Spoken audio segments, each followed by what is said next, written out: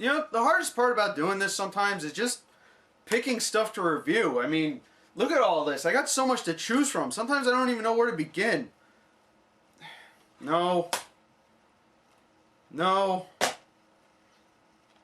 Oh, God, no.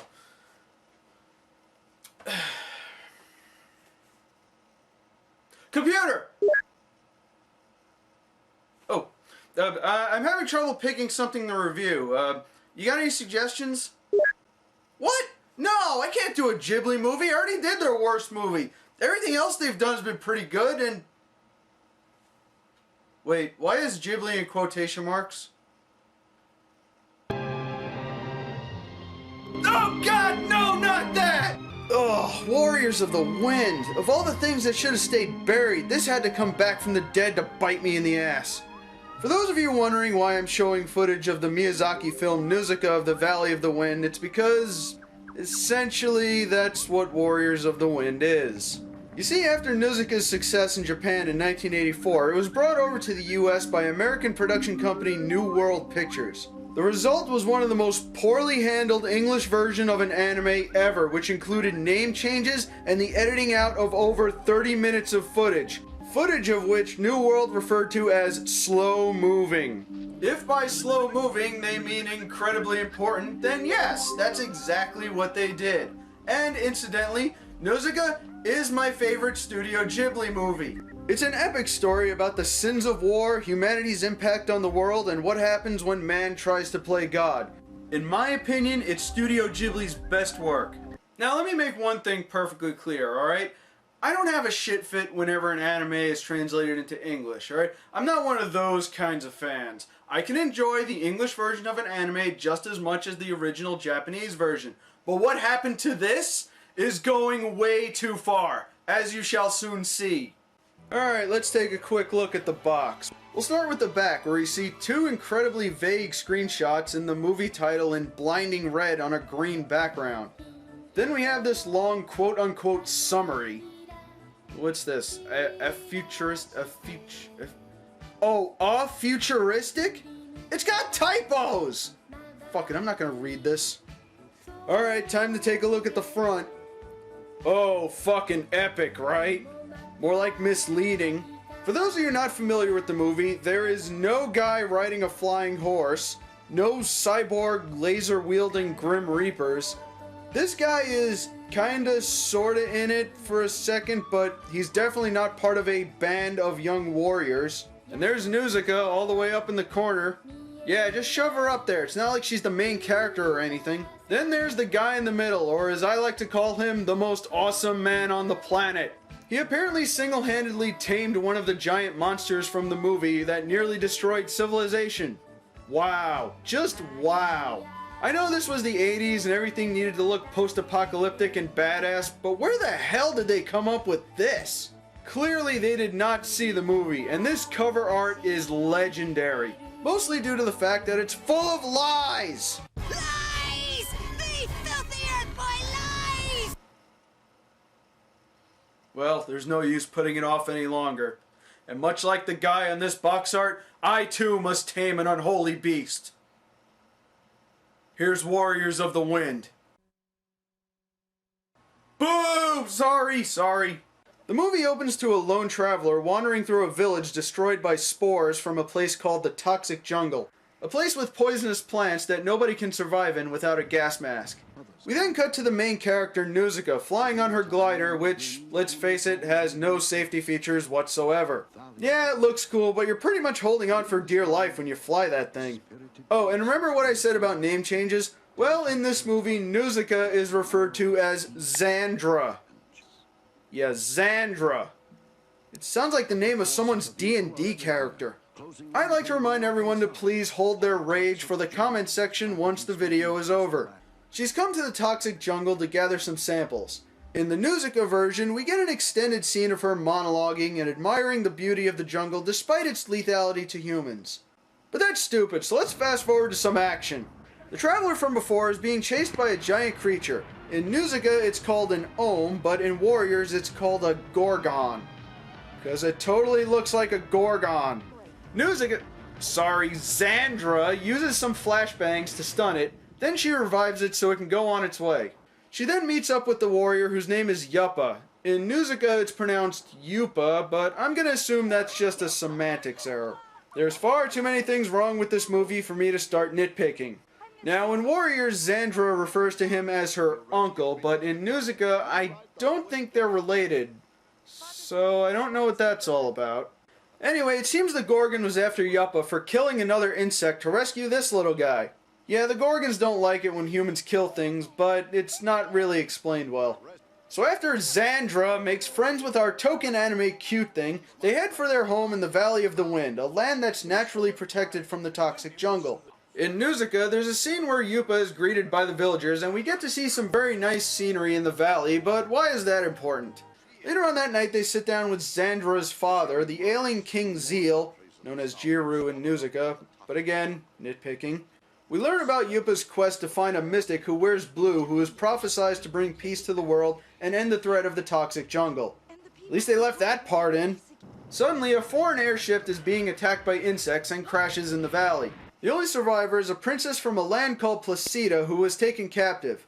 Unfortunately, she's suffered severe injuries and dies. A giant insect suddenly emerges from the wreckage and is about to attack everyone, but Xandra communicates with it and sends it home. She's able to do this because of a connection she has to all living things, and the other creatures begin to notice this.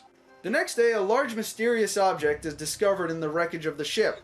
It turns out to be a dormant monster, the last of an army of giants that nearly wiped out civilization.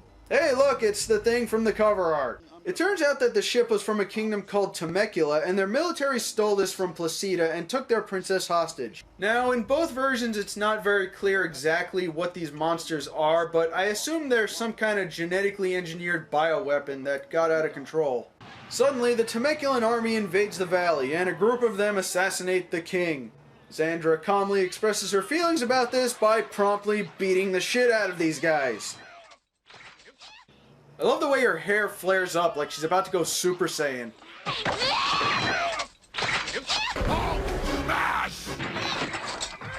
Yuppa breaks up the fight by blocking Xandra's sword with his forearm, making him one of the most underrated anime badasses of all time.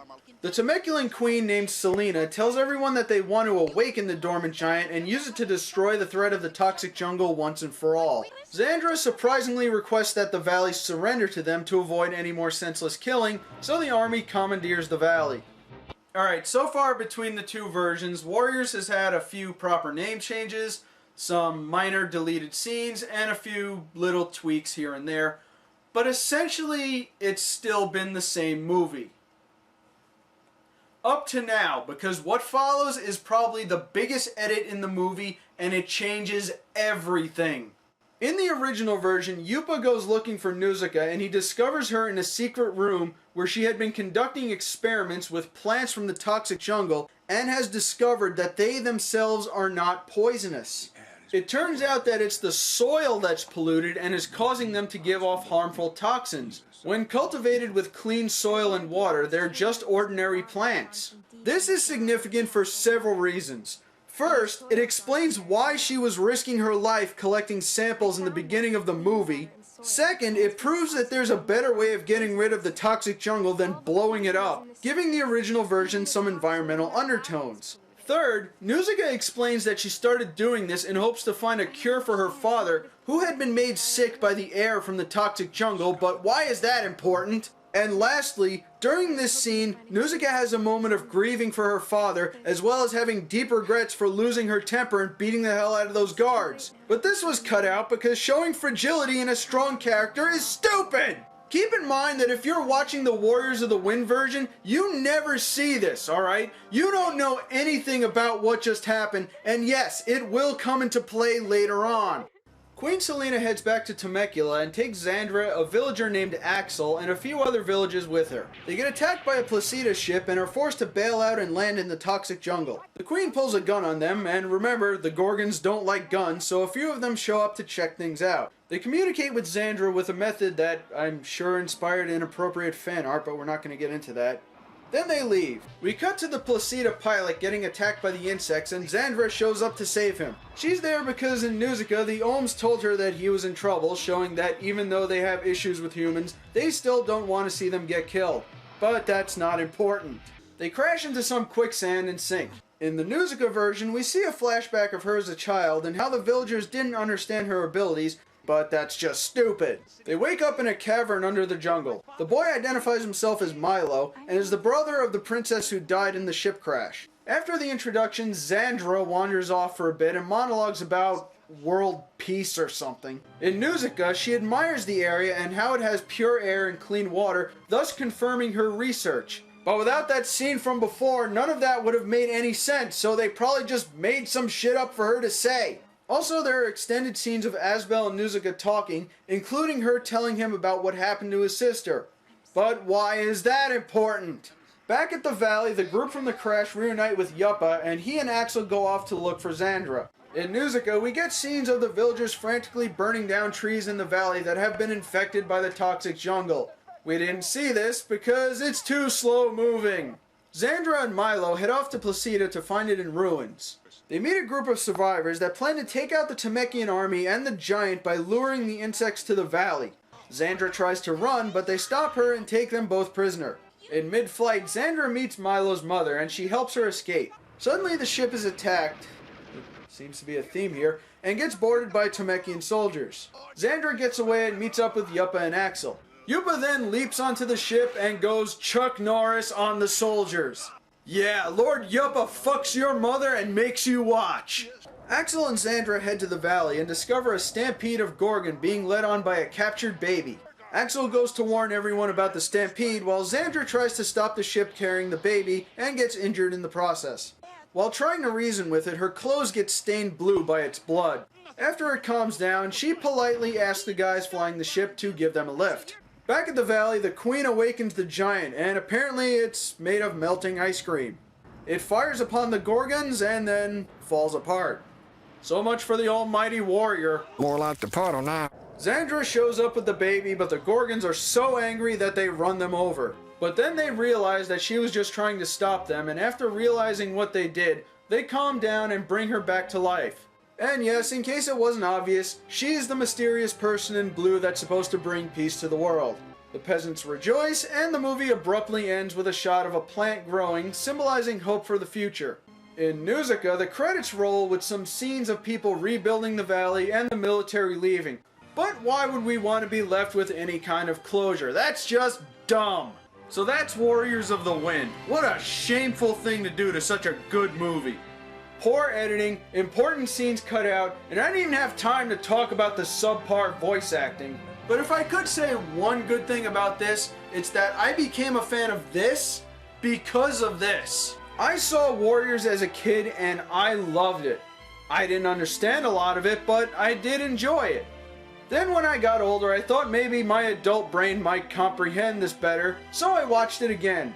But it still made no sense. It wasn't until much later that I discovered this and was pissed off that I got gypped out of a better movie. Why did you do this? It wasn't until 2002 that we got a proper English version of Nausicaa released by Disney. Saying it's far superior is an understatement, so be sure to check that version out. Well guys, this has been a tough one. I think I'm gonna go take a little vacation, but don't worry, I'll be back. Well, thank you very much for watching, and you are in a lot of trouble. Oh, that's it. You're getting reprogrammed. Hey, don't make me get the magnet again.